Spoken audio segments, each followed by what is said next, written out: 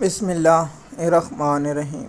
M S news HD 5 کی ناظرین السلام علیکم۔ امید ہے کہ آپ لوگ سب خیریت سے ہوں گے۔ آج کے ہمارا مین 3 ٹاپک ہوں گے۔ پہلا ٹاپک یہ ہے کہ انسانی دہشت گردی عدالت راولپنڈی نے بشیر بی بی کی 26 مقدموں میں سے عبوری ضمانت 14 اکتوبر تک توسیع کر دی۔ دوسرا ٹاپک عمران خان نے محمود اچکزئی کو کیا حکم دیا، اس کی تفصیلات بتائیں گے۔ اور ایک خاتون جس کا کوئی سیاست سے تعلق نہیں، اس پر اتنے مقدمے کیوں بنائے گئے، اور پاکستان کی سپریم کورٹ کا سب سے بے غیرت ترین کردار، وہ آپ لوگوں کے ساتھ شیئر کریں۔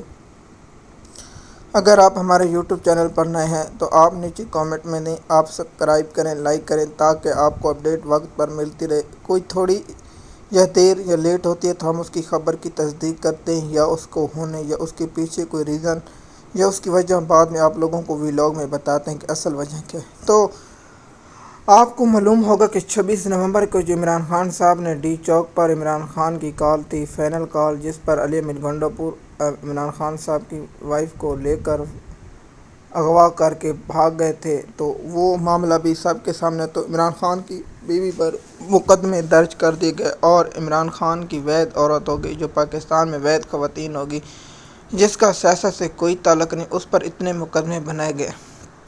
پاکستان میں نہ جنرل ضیاء الحق نے، جنرل ایوب نے، نہ جنرل مشرف نے اتنے مقدمے نہیں بنائے جو اس وقت کے موجودہ آرمی چیف کے دور میں سیاسی لوگوں پر مقدمے بنائے جا رہے ہیں۔ تو عمران خان صاحب کی بیوی پر جو مقدمے، ان کو 14 اکتوبر کو توسیع دی گئی ہے۔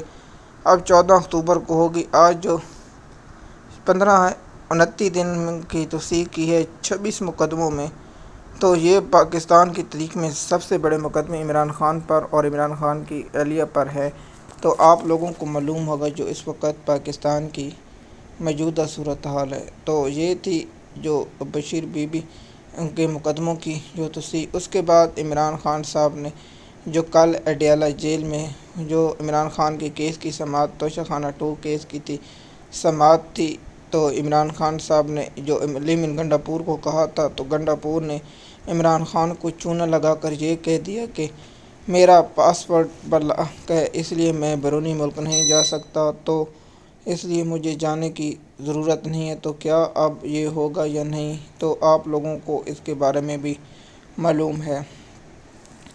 تو عمران خان صاحب نے محمود اچکزئی کو اب کہا کہ اگر گنڈا پور دھوکہ دیتے تو اپنا ایک دستہ بنائیں اور وہاں جا کر مذاکرات کریں۔ تو عمران خان نے محمود اچکزئی کو یہ ٹاسک دیا، کیا محمود اچکزئی افغانستان جائیں گے یا نہیں، یہ بات کی بات ہے۔ لیکن عمران خان نے علی امین گنڈا پور پر عدم اعتبار کر دیا، تو علی امین گنڈا پور اب سمجھیں فارغ ہونے والا ہے۔ تو عمران خان صاحب نے واضح کہا تھا کہ آپ میرے جو حکام ہیں انہیں مانیں۔ اب علی امین گنڈا پور پاکستان تحریک انصاف کی جو سوشل میڈیا ٹیم ہے، اس پر چڑھ دوڑے ہیں۔ وہ آپ لوگوں کو، جو آپ لوگوں کے لیے پاکستان کی آواز ہے، جنہوں کو الیکشن پاکستان کی سوشل میڈیا نے جتایا ہے، اب یہ ان کو کہہ رہے ہیں یہ انتہا پسند ہے، یہ سب مزاحل چھوڑتے ہیں۔ دیکھیے، گنڈا پور سے جب سوال کیے جاتے اس کے جواب دینے پر ان کے پاس جواب نہیں، کیونکہ عمران خان صاحب کے ساتھ جب بھی غداری کرتا ہے تو